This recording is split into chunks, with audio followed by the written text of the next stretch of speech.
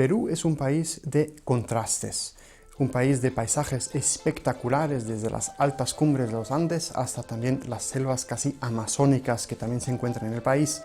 Es también un país de contrastes sociales porque tiene riquezas naturales extraordinarias y al mismo tiempo sufre de grave pobreza en algunas de sus zonas.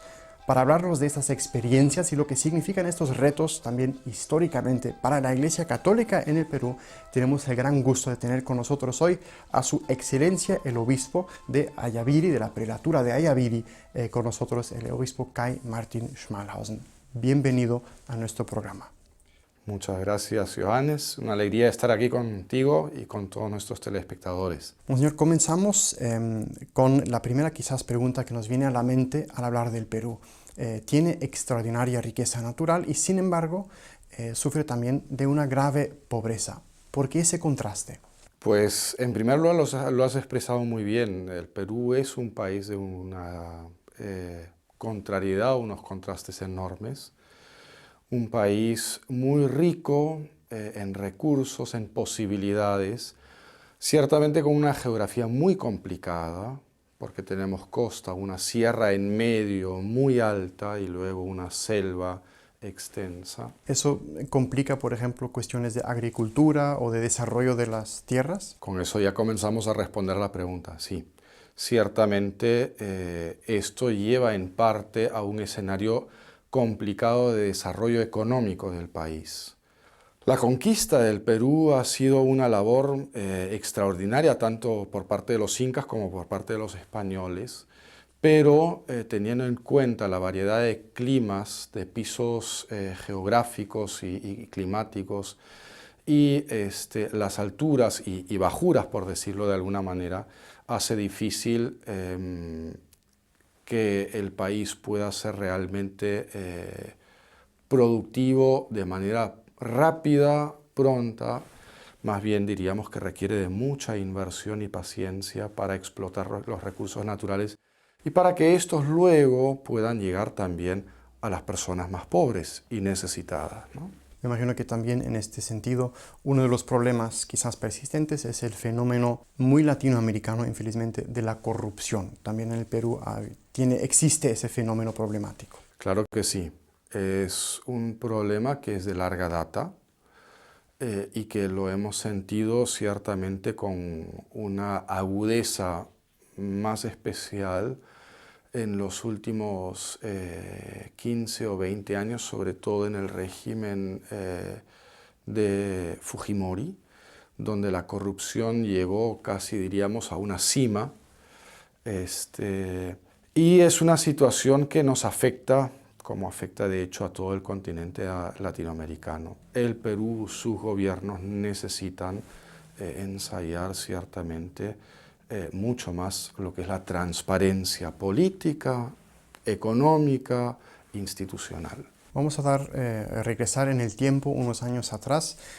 Su vida cristiana intensa comenzó, me imagino que también ya desde la casa, pero como que encontró su hogar espiritual en el sodalicio de la vida cristiana. Háblenos un poco de esa experiencia y cómo eso fue formando una religiosidad y también el deseo o las semillas del sacerdocio futuro. Lo que me cautivó el corazón fue el deseo de vivir una vida cristiana coherente, toda la vida, para toda la vida, y por otro lado el ideal de conquistar el mundo para el Señor, de conquistar los corazones para el Señor. Eso fue lo que me cautivó, la idea del apostolado, que es un poco el carisma también de la comunidad a la que yo pertenezco. Y eso fue lo que me llevó a consagrarme finalmente en ella, en la comunidad, en el sodalicio de vida cristiana. Primero como seglar. Primero como laico, sí, aunque yo ya había en este proceso ido descubriendo, y porque otras personas me lo decían a mí también, cosa que uno no siempre ve en sí mismo, sino a veces lo descubre por el testimonio de otros, que el Señor me llamaba a ser sacerdote. Entonces, este proceso se fue dando a la par, y mientras que por un lado me consagraba primero como laico, al mismo tiempo ya tenía la idea de que el Señor me quería de sacerdote, porque no es que uno escoge y dice yo quiero ser sacerdote, que efectivamente también pasa un poco, pero ante todo hay que descubrir qué es lo que Dios quiere. Su lema episcopal es "Mi vida es Cristo". ¿Quién es Jesucristo para usted? Porque para decidirse a seguir ese llamado significa que hay una relación muy real con el Señor. ¿Quién es Jesucristo? ¿Y quién es para usted que lo quiere comunicar a los demás? Es mi Señor, es mi amigo, es mi gozo, mi alegría, es mi baluarte. En fin, podríamos decir muchas cosas. A lo que voy es, bueno, sin el Señor yo no sé qué sería de mi vida. De manera que yo quise escoger ese lema porque en el fondo expresa lo que es propio para todos nosotros, cristianos, y para nuestra fe católica. Que Jesús es el centro de nuestra vida, ¿no? Entonces, para mí la vida es Cristo. Y todo lo demás, una pérdida si no es con Él. Y todo lo demás con Él es una ganancia, sean cosas difíciles, gozos, alegrías, logros. De manera que el lema expresa eso. La región en la cual está la prelatura que usted dirige es una región extremadamente pobre, Sí. de las más pobres dentro del Perú, lo cual es significativo. ¿Por qué esta casi economía o agricultura de supervivencia? Hay varias razones para que nosotros vivamos en una situación de extrema pobreza. Yo diría que el 60-70% de la población vive entre la pobreza y la extrema pobreza, y un 30%, bueno, en una situación un poquito mejor. Podemos decir que Pero también... por un lado, yo diría que es en cuanto al altiplano, la altitud. El clima frío, vivimos a entre 4.000 y 5.400 metros de altura. Es muy alto, nos falta el aire. Es decir, ¿qué crece a 4.000 o 5.000 metros de altura? Prácticamente nada. La agricultura es muy pobre, muy limitada. La ganadería es sobre todo una ganadería de ganado vacuno pobre, ovino para lana y alpaca, que también es para lana. Los precios de la lana hoy por hoy en el mercado nacional están muy bajos y eso hace que la gente, ya sea en la agricultura, ya sea en la ganadería, tenga una economía de supervivencia. Luego, en las partes más bajas, en la ceja de selva y en la misma selva, los caminos de acceso son prácticamente imposibles. De manera que, aun cuando son valles y lugares más fértiles, la producción es muy difícil de extraerla a un costo razonable como para que eso sea productivo. Y en honor a la verdad, que es un tema lamentable, quizás el producto más rentable hoy por hoy, al margen de la minería, que es una inversión que está comenzando, pero al margen de la minería es la hoja de coca, con todo lo que esto significa de complejo y de dificultades para la realidad social.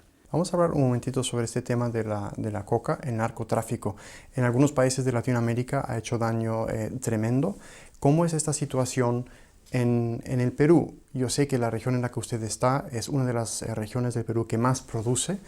¿Se siente la presencia y la violencia del narcotráfico también? Sí, ciertamente. Y hoy por hoy en el Perú, aun cuando haya pasado el tema del terrorismo, en su gran mayoría comienza a haber esta nueva alianza del narcoterrorismo, en el que el narcotráfico produce y extrae la coca y el terrorismo o las células terroristas remanentes que quedan protegen y a su vez se alimentan financieramente del narcotráfico. Y luego viene una secuencia de problemas sociales, jóvenes que dejan los estudios para ir a cosechar hojas de coca, hacer dinero rápido y fácil, ganar, por ejemplo, más que sus profesores en el colegio, abandonar la educación secundaria normalmente y luego dedicarse al alcohol, a la droga, y también por otro lado es una cuestión que corrompe un poco la vida moral de la población o de las comunidades que viven en la selva, ceja de selva o selva del Perú. Si tuviéramos que dar una razón fundamental por la cual la gente opta por plantar la coca, ¿es por desesperación, porque no hay otras formas de sobrevivir, o es porque es dinero fácil, cómodo y todo lo que eso pueda conllevar de tentaciones de poder, bienestar, prestigio, poder? Pienso que hay las dos cosas, ¿no? Por un lado, también en la selva se vive hoy por hoy todavía una situación muchas veces de pobreza, además una gran ausencia del Estado, carencia de servicios de salud decentes, carencia de una educación medianamente siquiera digna y bien establecida. Y entonces la pobreza no solamente económica, sino también la pobreza cultural lleva a la búsqueda de soluciones fáciles. La coca ofrece dinero rápido, abundante, fácil y con ello todos los recursos imaginables para una persona que normalmente pues, ha vivido en la escasez. Eso por un lado, y por otro lado hay que tener en cuenta que hay otras oportunidades. Tenemos efectivamente en la selva baja, y nos enorgullecemos en la prelatura de ello, uno de los mejores cafés. Recientemente, el año pasado, ha ganado un premio internacional en Holanda, el café Tunki, pero aún esa mucho menos rentable. Ciertamente, aun cuando es un negocio hermoso y valioso, sin embargo resulta mucho menos rentable y tanto el café como el cacao van retrocediendo en las plantaciones y va aumentando la plantación de la hoja de coca. En la prelatura creo que es el 90% de las personas que son indígenas, por tanto hablan el quechua. ¿Esto qué retos pone tanto en este campo de la social, si quiere, que da lugar para el crecimiento de la coca y las limitaciones sociales de relación con el Estado, como para la parte pastoral de evangelización? ¿Qué retos propone esto, a pesar de ser hermoso? Para nosotros como iglesia constituye un reto a nivel de la evangelización porque se supone una evangelización bilingüe, ¿no? Ciertamente hay que tener en cuenta que el quechua, aunque yo no quisiera ser pesimista en esto, pero parece tender a la desaparición. Las nuevas generaciones, los jóvenes, por un afán de insertarse en el mundo, abandonan la lengua de la familia. Prefieren el español. Y prefieren, por lo tanto, la educación y hablar el español porque les abre posibilidades en el mundo. Pero, sea como fuere, nosotros tenemos un gran reto aquí. Ahora, justamente antes de venirme a Alemania, he dejado ya para su revisión nuestro devocionario cancionero bilingüe, que es el primer documento que sacaremos bilingüe, y luego tendremos que sacar los manuales de preparación para los sacramentos, primera comunión, confirmación, matrimonio, también bilingüe poco a poco. Es uno de los retos, y me parece que es un reto muy hermoso, porque nuestros mismos catequistas, sobre todo los que viven en los lugares más apartados y que hablan el quechua, tendrán una herramienta concreta para ayudar en la evangelización. Vamos a hablar, por tanto, de la evangelización. Perú es el país donde, infelizmente, podemos decir, nació la teología de la liberación, que también trajo reflexiones muy hermosas e interesantes, pero que la Iglesia ha dicho que no es la respuesta a la pobreza y a la injusticia social, y no es una respuesta auténticamente cristiana. Primero, ¿por qué no es la teología de la liberación esa respuesta que la Iglesia puede ofrecer ante estos retos de la injusticia y de la necesidad? Creo que la perspectiva fue equivocada, lamentablemente muy equivocada. Necesitamos liberación, la liberación del corazón humano del pecado. Esa liberación no la hacemos nosotros, la hace Jesucristo. Es Él el que nos reconcilia, es Él el que nos perdona, es Él el que hace al hombre nuevo y nos hace a nosotros nuevos. Y esa es la única, la auténtica liberación que es capaz de suscitar y de lograr un verdadero cambio social, porque el cambio social comienza en el corazón del ser humano. Por tanto, en la perspectiva de la teología de la liberación, se invirtieron los papeles. Somos nosotros los que liberamos al hombre, los que liberamos la sociedad. Somos nosotros los que estamos aquí para devolver la dignidad al ser humano. Y Jesucristo pasó a ser el reconciliador del hombre y el salvador del mundo, el Hijo de Dios hecho hombre, a un líder político. En esta inversión de los roles hemos perdido muchas energías, mucho tiempo, y hemos dejado campo abierto para tanta confusión y desconcierto. En ese sentido, respondiendo a tu pregunta, no es posible pensar una teología de la liberación que en alianza con los principios del marxismo pretenda una reivindicación social de los pobres simplemente por razones económicas, sociales, políticas, y olvidándonos que toda la cuestión del hombre está en su corazón y en que ese corazón sea transformado, transfigurado por el Señor y por su gracia. Qué curioso, y precisamente un planteamiento ateo marxista que después amarra el corazón en más pecado, más violencia y más conflicto. Creo que ahí tenemos un problema muy serio. La teología de la liberación planteaba en directa oposición al Evangelio, cosa que no se ha querido ver, una perspectiva conflictual que desdice radicalmente de la dinámica del amor que el Señor ha venido a traer y de reconciliación que el Señor ha venido a traer. No odio, no unidad en la verdad y en el amor. Y eso es lo que hace la reconciliación. Si esta no es la respuesta, evidentemente, a las injusticias sociales, las desigualdades, sin embargo, ahí siguen. Por tanto, como iglesia, ¿qué podemos ofrecer como respuesta que también de alguna forma dé un fruto, un resultado visible? Porque hoy por hoy las tendencias siguen siendo de una creciente desigualdad. ¿Cómo respondemos como iglesia ante este reto? Yo creo que hay diversos niveles para responder a esto.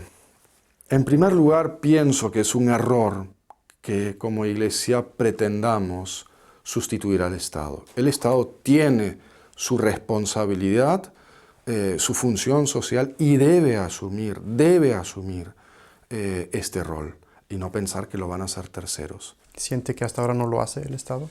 Hay una gran ausencia del Estado en la región donde yo vivo y ciertamente es un grito, diríamos así, apremiante.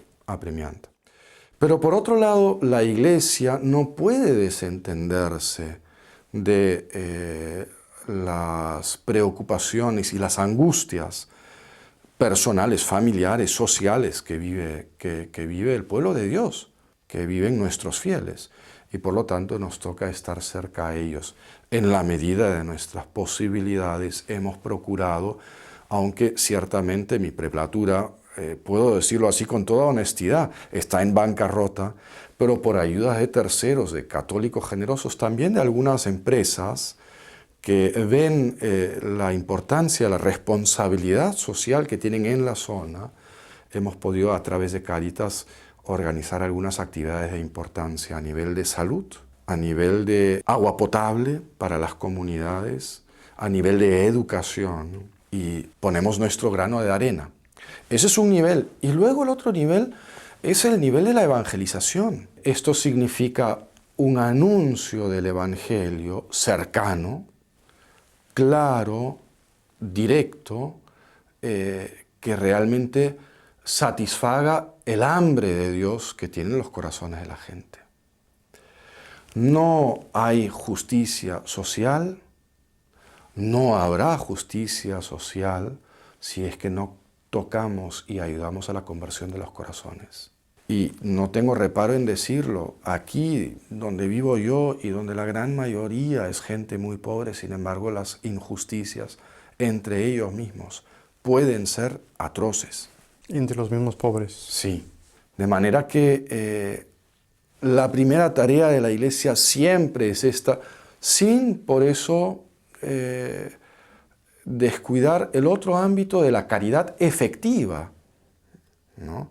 De la caridad que se hace ayuda concreta. Pero la primera tarea de evangelización de la Iglesia es la conversión del corazón. Por lo tanto, una prioridad para nosotros es la presencia de sacerdotes, de comunidades religiosas y de nuestros laicos bien formados, catequistas y animadores en las comunidades cristianas donde no hay sacerdotes, para que sean ellos y todos juntos como un cuerpo los que vayamos formándonos y creciendo y madurando en la fe. Usted encontró su, vamos a decir, su vocación cristiana plena en un movimiento de la Iglesia. ¿Cómo hacemos que despierte el seglar en Latinoamérica para transformar el mundo en Cristo? Es un reto porque el seglar muchas veces separa su fe de su vida real. ¿Cómo rompemos esa barrera artificial que nos hemos creado? En la pregunta está la respuesta, en parte. Yo digo, necesitamos ayudar a que la vida cristiana se haga vida cotidiana, vida del día a día. Y necesitamos superar ese divorcio que hay entre la fe que yo digo que profeso y luego la vida que a veces llevo que no tiene nada que ver con esa fe. Esto en las comunidades parroquiales, pero es indiscutible que el Espíritu Santo ha suscitado en el seno de la Iglesia también, como lo hemos escuchado tantas veces a Juan Pablo II y a nuestro querido Papa Benedicto XVI, como tantas veces les hemos escuchado hablar, la presencia de los movimientos. Ellos son un toque del Espíritu Santo y una acción del Espíritu Santo en la Iglesia para colaborar en esta tarea de que los laicos puedan vivir un compromiso cristiano personal en una comunidad concreta en la que sienten que tienen una pertenencia y un arraigo, y luego donde aprenden también a proyectar su fe en un compromiso en la sociedad. ¿Cuál es el anhelo del corazón de Cristo para la prelatura de Ayaviri? ¿Y cómo nosotros como Iglesia podemos realizar esos anhelos del corazón de Cristo y apoyarle en su misión? Los anhelos del Señor para con la prelatura son los anhelos para con la Iglesia. No creo que sean muy distintos. Quizás tenga el Señor en su corazón algunas cosas particulares, pero pienso que quiere una iglesia joven, una iglesia llena de gozo, una iglesia llena de vocaciones, una iglesia próspera, no en lo económico, que eso con el tiempo quizás vendrá también, y yo espero que venga porque vivimos realmente una situación muy, muy dura, pero no en lo espiritual, en lo espiritual. Es decir, que nuestra gente tan profundamente religiosa, aunque con muy pobre o a veces nula formación, pueda llegar a conocer a Jesús, amar a Jesús y seguir a Jesús. ¿Y cómo le ayudamos a realizar? Nos pueden ayudar, uno, con becas para el seminario. Tenemos ahorita 10 jóvenes estudiando entre la filosofía y la teología, y ciertamente para nosotros que, como he dicho, somos una prelatura en bancarrota, porque realmente no tenemos ingresos propios y vivimos de las caridades todavía ajenas, Dios quiera que en el futuro no siga siendo así, este sería un primer gran apoyo.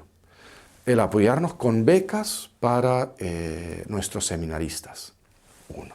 2, estamos comenzando a abrir, hemos abierto hace 3 años el primer colegio parroquial y yo tengo la intención en el futuro de abrir 2 colegios, por lo menos 2 colegios parroquiales más, uno en cada una de las 3 provincias que conforman nuestra iglesia particular, para ofrecer una educación verdaderamente católica y por otro lado también una educación medianamente buena en un lugar donde la educación está sumamente devaluada.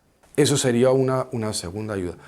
Una tercera ayuda, ayudarnos con las caridades que nosotros necesitamos hacer. Medicinas. A veces tenemos casos de gente enferma, discapacitados que la gente humilde los esconde en su casa por vergüenza, por temor, por miedo. Y que nosotros procuramos a través de nuestra Cáritas mandarlos a Arequipa o al Cusco a que sean operados o sean atendidos o tengan sus fisioterapias, etc., por ejemplo. Y otro medio que es indispensable es la oración. Necesitamos que recen por la misión.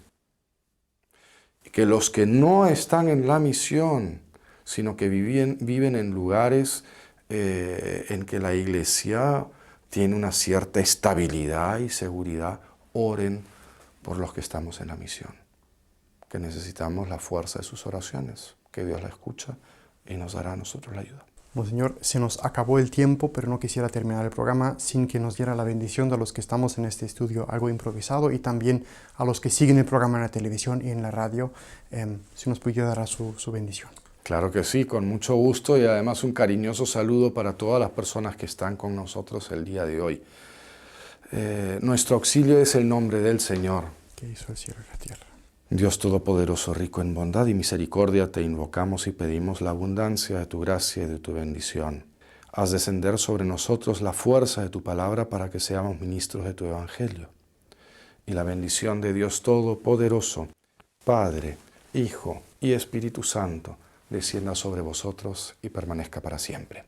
Su Excelencia el Obispo Kai Martin Schmalhausen de la Prelatura de Ayaviri estuvo con nosotros hoy. Muchas gracias por darnos su tiempo en esta entrevista y estar con nosotros hoy. Gracias a ustedes, amigos, por habernos acompañado en este su programa Donde Dios Llora. Si quieren saber cómo pueden ayudar a la iglesia misionera que sufre en cualquier parte del mundo o en el Perú, vean la información de contacto al final del programa en su pantalla.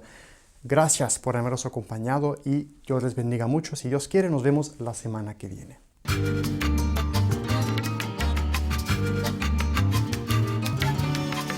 you.